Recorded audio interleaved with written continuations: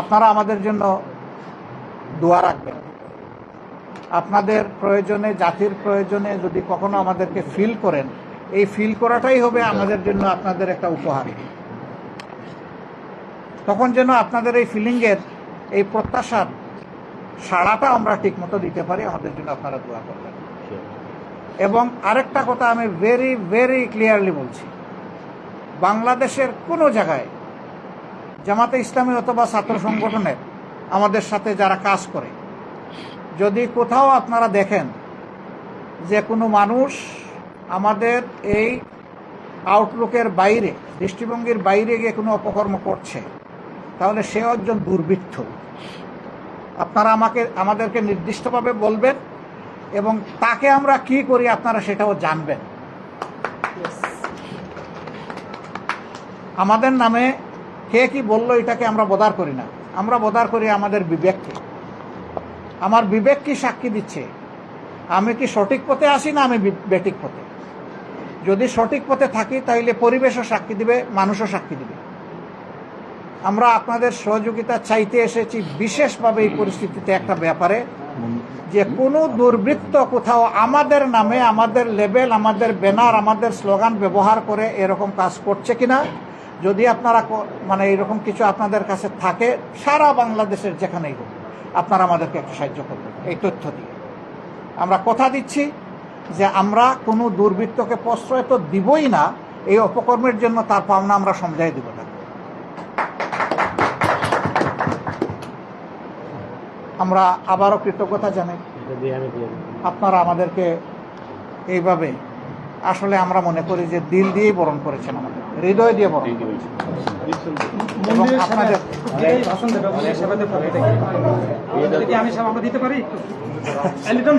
আপনারা দিবেন, কিন্তু আমরা আরো কিছু ফাংশন আমাদের আছে।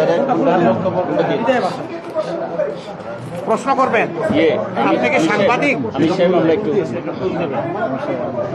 আচ্ছা, ওনাদের ফুলটা আমি নিয়ে নেই, যেহেতু ওনারা হৃদয়ের আবেগ দিয়ে দিচ্ছেন।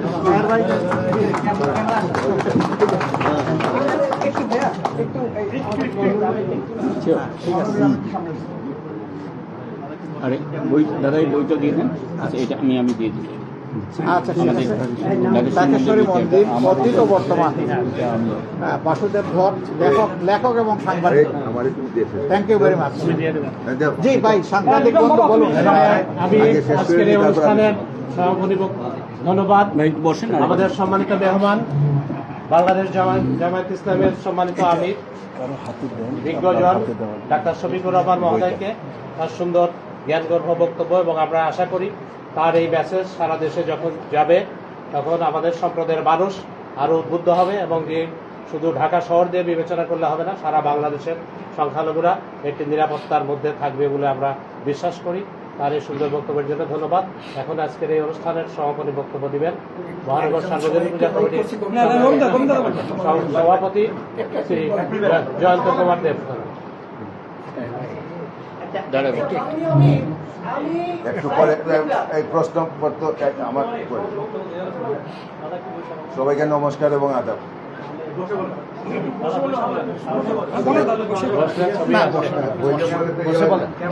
মিডিয়ার জন্য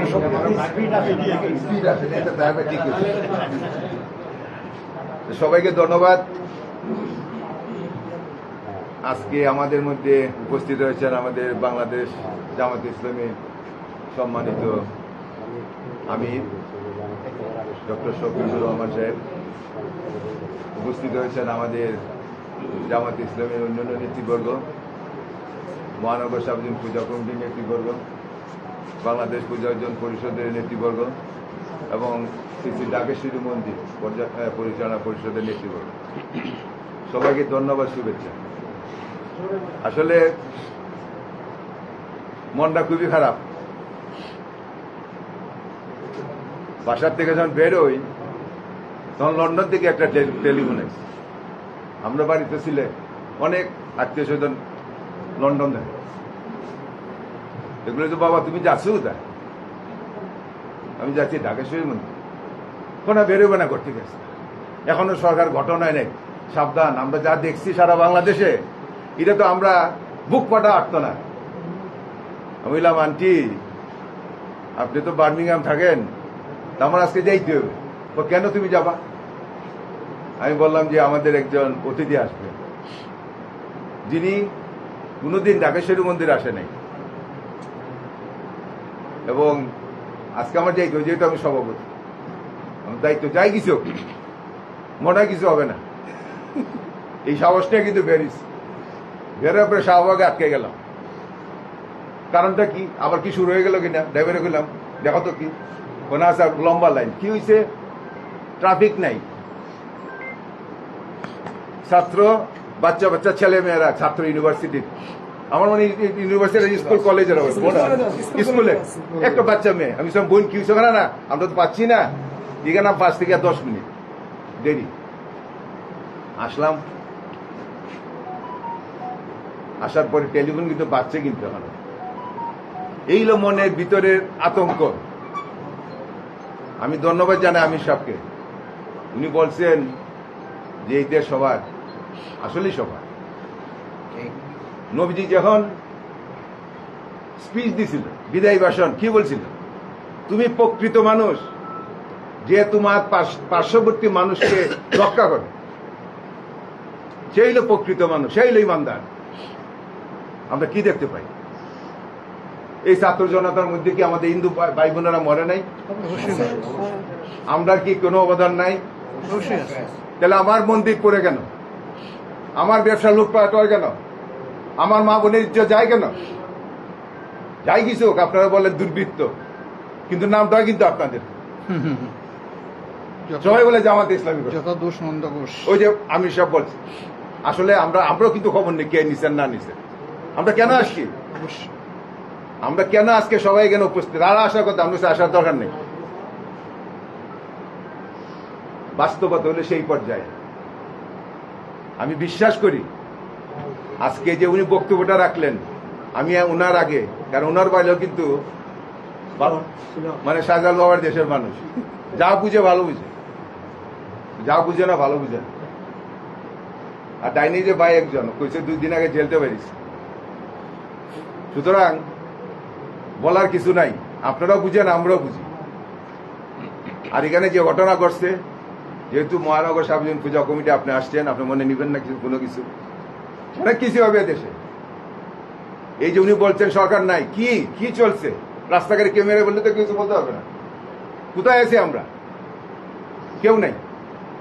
আজকে দারোয়ান তালা মারে রাখতে পারে, এর মধ্যে মোহাম্মদপুরে ডাকাতি শুরু হয়েছে, মুখানে ডাকাতি শুরু হয়েছে, দেশ যাচ্ছে কোন দিকে। সুতরাং আপনারা দেশের কান্ডারি, আপনারা সেইভাবে আপনি আসছেন, একটা মেসেজ যাবে সারা বাংলাদেশ, সারা বিশ্বে, যেটা আপনি বলছেন, আমরা সেই মেসেজটাই চাই। এবং আমরা মনে প্রাণ বিশ্বাস করি, আমরা কিন্তু রাস্তাঘাটে নামবো কেন, আমাদের একসাথে নামবো, আমাদের উপর অত্যাচারটা কেন, সরকার পরিবর্তন হলে আমাদের উপর অত্যাচার কেন, কি দোষ করছি আমরা, আমাদের কি অন্যায়? মনের কথাটা বলতে পারি না, মনের সাহস আগাইতে পারি না, অনেক কথা আছে। আপনারা সবাই রাজনীতিবিদ, অনেক, আমার ডাইনে যে মানুষ পুরখা আমি চিনিও না, আর আমাদের গোবিন্দ প্রামাণিক যত আসেনি, অনেক কথা আছে। সুতরাং এই কথার শেষ কথা হলো, আমরা মানুষ। এই যে উনি বলছেন আমি যাচ্ছি কিছু দেওয়ার জন্য, বিবেকের তারা নাই, আপনি কিন্তু বিবেকের টানাই জ্ঞানে আসছেন। আমি ধন্যবাদ জানাই যারা আসছেন আজকে, এই আমাদের মায়ের ঢাকেশ্বরী বাড়ি, এই ঢাকেশ্বরী বাড়ি নিয়ে খেলা নিয়ে করে কিন্তু কেউ ভালো হইতে পারে না। আমি আমার বিশ্ববিদ্যালয় ইউনিভার্সিটিতে দেখছি অনেক কিছু করছে, তাদের অস্তিত্ব নাই। মক্কা মদিনা গয়া কাশি, আমি বিশ্বাস করি এক জায়গা, মন্দির মসজিদ এক। আমার বাড়ি হবিগঞ্জের আজমিরগঞ্জ, কালকে আমার হিন্দুর বাড়িতে একজন গিয়ে গেছে, এই তোর কাছে 1.5 লাখ টাকা পাই, কুম মারিয়ে দিচ্ছে তারা। আমি বললাম, আমি হবিগঞ্জের সবাইকে জানাইলাম, ভাই এই কি ঘটনা, তোমার লোকটা থামাও, এটা দইতে পারে না বাংলাদেশ। এবং সে আজকে হসপিটাল, আজকে বাজারের হিন্দু দোকানগুলো লুটপাট হয়ে গেল, কি অপরাধ ছিল তার? সুতরাং আপনি আছেন, আপনি শীর্ষ পর্যায়ে বাংলাদেশের রাজনীতির প্রেক্ষাপটে। আমরা সেদিন শুনছি সামরিক বাহিনীর প্রধান এখানে কে কে উপস্থিত, প্রথমে বলছে জামাতের আমি, এটা নিয়ে অনেক কিছু হচ্ছে। সুতরাং বলার কিছু নাই, সাংবাদিক বাইরে আছেন, এই মেসেজ পৌঁছাই দিবেন, এই দেশ আমার, আপনার, সবার। আমরা এই দেশের নাগরিক, আমরা যে কেউ ভাবেন যে আমরা চলে যাবো, আমরা যদি চলে যাবো না, আমরা কিন্তু এদেশে থাকবো, কেন যাবো? যাই কিছু করেন। কথা স্পষ্ট, সরকার আসলে আমাদের উপর অত্যাচার কেন? কেন আমার মন্দির ভাঙা হয়? কই এত কিছু হয় না? কই মানুষ তো নামে না রাস্তাঘাটে? সুতরাং কথাগুলো কষ্ট থেকে বললাম। আপনারা বিবেকবান মানুষ, সবাই আজকে উপস্থিত আছেন। আপনাদের অনুরোধ জানাই, আপদে বিপদে সুখে দুঃখে থাকবেন সবাই, আমরা সবাই পাশাপাশি থাকবো এই প্রত্যাশা জেনে সবাইকে ধন্যবাদ জানিয়ে আমি সব আসছেন, ওনাকে আমাদের পক্ষ থেকে সাধুবাদ জানাই, শুভেচ্ছা জানাই, এবং যারা আসছেন সবাই থাকবেন এবং আপনার কৃতজ্ঞ আপনারা ছিলেন আমরা জানি। গেটের বাইরে আমরা সবাই বলছি, গেটের ভিতরে না, গেটের বাইরে থাকবো, কারণ মন্দির একটা পবিত্রতা জায়গা আছে। আমরা 8টার পরে কেউ থাকতে পারে না, কেন বিশেষ 10টা বা 11টা কোনো অনুষ্ঠান যদি না হয়। সুতরাং যারা ছিলেন, বর্তমানে আছেন, কমিটি ছাড়া এবং আমার রাজনৈতিক নেতৃবৃন্দ, বিএনপি এখানে ছিল, সবাই ছিল। সুতরাং আমি সবাইকে ধন্যবাদ জানিয়ে আজকের আমি সব আসছেন এই জন্য ওনাকে কৃতজ্ঞতা জানিয়ে, আর সাংবাদিক বাইরেরা আসছেন সবাইকে অভিনন্দন জানিয়ে আজকের এই সভা সমাপ্তি। যদি সাংবাদিক বাইরে কোনো প্রশ্ন থাকে আমাদের আমি সাহেব আছেন, ওনার সাথে কথা বলতে হবে। সবাইকে ধন্যবাদ। একটা মিনিট, প্রশ্নের আগে একটা মিনিট। আপনারা সবাই, আমি তো বললামই, তাহের ভাই 2 দিন আগে বেরিয়েছে, ধন্যবাদ সবাই দিলাম ভাই, সবাই ধন্যবাদ। আর বাইরে তো আমি আগে ডাকছি কিন্তু মিস্ত্রি। একটা মিনিট। দাদাকে একটা অনুরোধ করব, দাদাকে না, আমাদের সবাইকে, আমি সহ আমাদের সবাইকে, যে আমরা যেন সাহস করে সাদাকে সাদা বলতে পারি, কালোকে কালো বলতে পারি। অবশ্যই অবশ্যই আমরা বলি কিন্তু করি না, কিন্তু আমি বলবো এখন করা উচিত, না করলে এই জাতির বিরাট ক্ষতি হয়ে যাবে। আপনাদের সামনে ওই রকম যারাই ধরা পড়বে, আপনারা মেহরবানি করে আমি অনুরোধ করব, কোনো রাগ ডাক না করে খুলাসা করে দেবেন। একবার যদি খুলাসা করে দেন তাহলে দ্বিতীয়বার আর ওই পথে পা বাড়াবেন। জানেন তো, কিন্তু যদি এগুলাকে রাগ ডাক করেন তাইলে সমস্যা হবে। যে বলো ভাই, শেষ শেষ এই বলো লিটন, তুমি একটু ওদের দুই একটা প্রশ্ন নিয়ে নিই।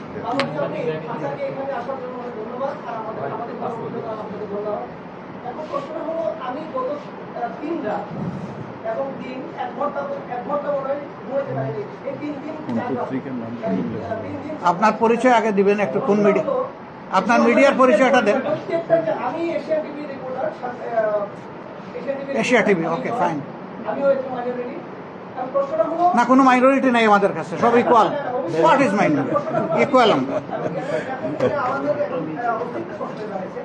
প্রশ্নটা হলো যে বাংলাদেশের প্রত্যন্ত অঞ্চলে ৬২,০০০ গ্রামে হামলা হলো এবং সেখানে বেশিরভাগ আমি ১৩০০+ ভিডিও পেয়েছি এবং আমি সংগ্রহ করেছি, এবং ১৩০০+ ভিডিওতে সবগুলোতে কিন্তু প্রায় ধরেন না কয়েকটা ছাড়া বেশিরভাগই কিন্তু আপনি যে বললেন যে স্লোগান কারেন্ট তকবীর আল্লাহু আকবার, এটা আছে 1 নাম্বার। 2 নাম্বার হলো যে প্রত্যেকটা মানুষ যে আতঙ্কে আছে সারা বাংলাদেশে, তাদের আকুতি, তাদের মিনতি, এই যে বলেছেন যে আপনি গোবিন্দদার যে সেক্রেটারি, যে মহিন্দু মহাজনের যে সেক্রেটারি, ওনার যে আত্মনাদ, ওনার যে একটা ভিডিও মেসেজটা কালকে দিলেন, ওটা শেষ আমার মনে হয় বাংলাদেশের প্রত্যেকটা মানুষ এটাকে তাদের বুক কম্পিত, যদি সেই মানুষ হয়। আপনারা যে কথা বলছেন, আপনারা মুখের কথা বলছেন, আমরা সারাদিন শুনে আসতেছি, সারা জীবন শুনে আসতেছি।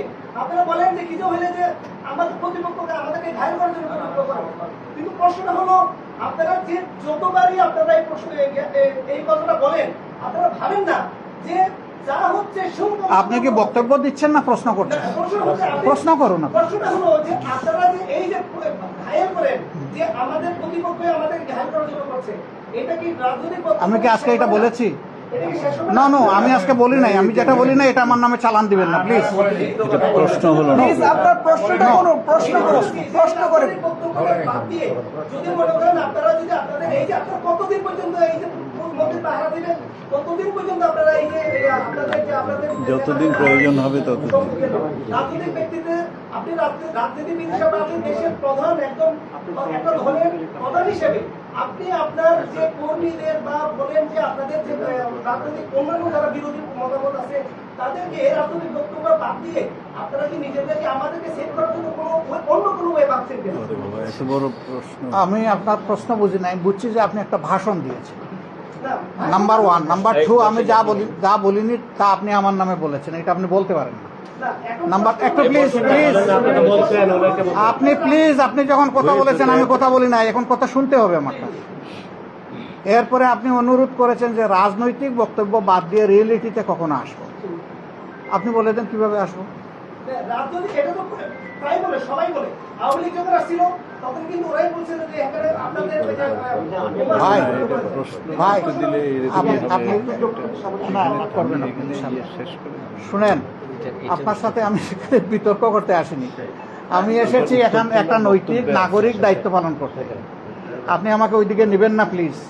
আপনার কথা প্রত্যেকটার জবাব আমার কাছে আছে, কিন্তু আমি দেব না। আমি এটা দিতে আজকে এখানে আসিনি। আমি এসেছি আমরা কি চাই এবং আপনারা আমাদের কাছ থেকে কি আশা করেন, এই দুইটার আমরা সমন্বয় করতে এসেছি। সৌহার্দের ভ্রাতৃত্বের একটা বার্তা নিয়ে এসেছি। এই কথাটাকে আপনি কনফিউজ করবেন না প্লিজ, আমার অনুরোধ, আপনি কনফিউজ করবেন না এবং আপনার কমেন্টকে আমাদের কার্যকলাপ হিসাবে চালাই দিবেন না। আমাদেরকে আমাদের মতো করে চলতে দেন, ঠিক আছে? Thank you very much. ঠিক আছে, এই বই থ্যাংক ইউ। আপনার এই বক্তব্যটা পুরোপুরি কিছু সংবাদপত্রে এই নাম্বারটাতে জানাতে পারেন,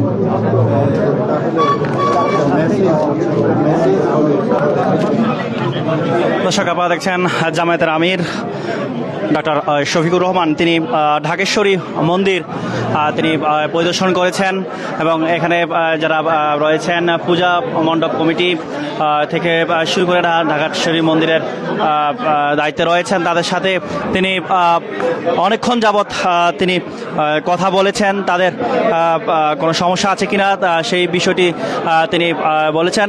এছাড়া সারা দেশে জামায়াতের আমির যিনি, তিনি জানিয়েছেন যে জামায়াতের পক্ষ থেকে সারা দেশে পূজা মন্দিরগুলোকে, অর্থাৎ মন্দিরগুলোকে তারা নিরাপত্তা দিচ্ছেন। তিনি সেই বিষয়টি বলছেন। একটু বিষয় আপনাদের জানিয়ে রাখি, তিনি জানিয়েছেন যে নাগরিক দায়িত্ব থেকে তিনি আসছেন ঢাকেশ্বরী মন্দিরে। কে কোন জায়গা থেকে আমাদের ভিডিওটি দেখছেন কমেন্ট বক্সে জানাতে পারেন। দর্শক, আপনারা দেখছেন যা দিনের সর্বশেষ সংবাদ সরাসরি লাইভটি শেয়ার করে কমেন্ট বক্সে আপনাদের মতামত জানাতে পারেন।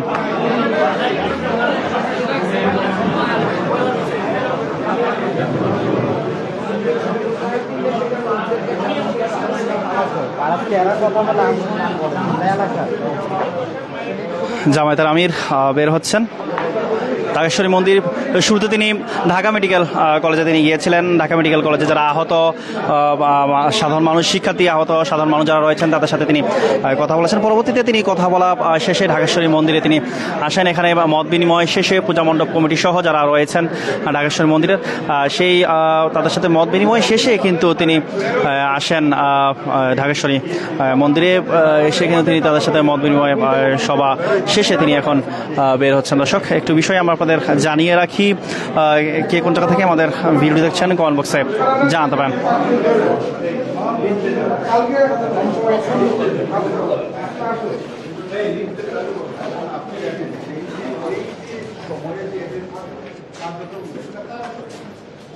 জামায়াতের আমিরের সাথে ঢাকা মহানগর উত্তর এবং দক্ষিণের এবং কেন্দ্রীয় যারা কমিটিতে রয়েছেন তারা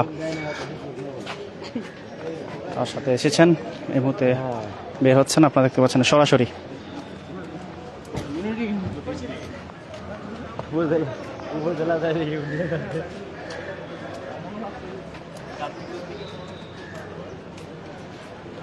সর্বশেষ সংবাদ সরাসরি জানতে যা দিনের সাথে থাকুন।